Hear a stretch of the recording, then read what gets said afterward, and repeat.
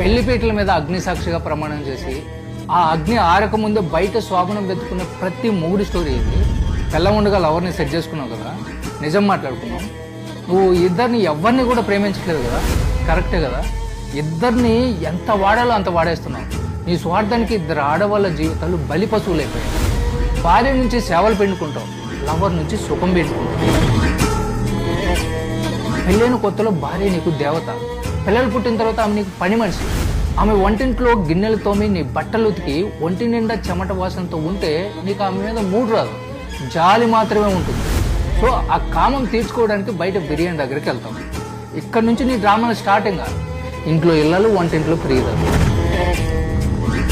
ఇక్కడ నీకు భార్య అంటే ఇంటి ముందున్న తులసి కోట లాంటిది, పుణ్యం వస్తుందని మొక్కుతావు కానీ కిక్కు రాదు.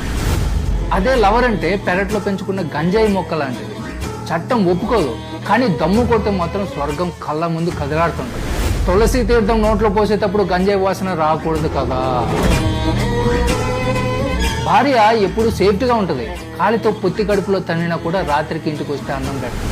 అదే నీ ధైర్యం కాబట్టే ఆమె మీద నీకు నిర్లక్ష్యం. మెడలో తాళి అని ఉడతాడు బిగించావు కదా, కానీ లవర్ దగ్గర నీ పప్పులు ఉడకో కదా. కోపడితే బ్లాక్ లిస్ట్ లో పెట్టి దెంగేస్తుందని భయం ఉంటది నీకు. విశ్వాసం ఉన్న కుక్కని గొలుసులతో కట్టేసి హింసిస్తావు, కరిచే కుక్కను మాత్రం బిస్కెట్లు వేసి మేపుతా ఉంటావు. భార్య ఫోన్ చేస్తే ఏంటి అని మురుగుతావు, లవర్ ఫోన్ చేస్తే చెప్పు బంగారం అని కరిగిపోతావు. అంటే ఇక్కడ భార్య అంటే సమాజం కోసం వేసుకున్న పై బట్టలు, లవర్ అంటే ఎవరికి కనిపించిన లోపలి బట్టలు. బట్టలు గౌరవాన్ని ఇస్తాయి కానీ కంఫర్ట్ని ఇచ్చేది మాత్రం లోపల ఉన్నదే. నీకు రెండు కావాలి, పైకి పట్టు పంచ, లోపలి చిరిగిన గోచి. కానీ గుర్తుపెట్టుకో, కాలం ఎప్పుడు ఒకేలాగా ఉండదు.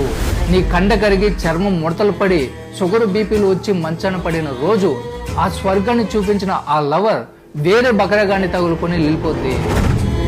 అప్పుడు చీము నెత్తురు కాటున్న నీ శరీరానికి సేవ చేయడానికి, నీ మల్లమూత్రాలు ఎత్తడానికి మిగిలేది ఎవరో తెలుసా? ఇన్నాళ్ళు నువ్వు ఏడిపించి మోసం చేసిన అదే దిక్కుమాలిన భార్య.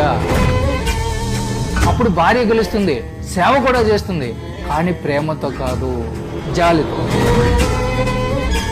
చనిపోయిన తర్వాత నరకం ఎలా ఉంటుందో తెలియదు కానీ బ్రతికుండగానే నీ భార్య నీకు చూపించే జాలి ఉంది చూసావు, ఆ చూపు మరణం కంటే భయంకరంగా ఉంటది.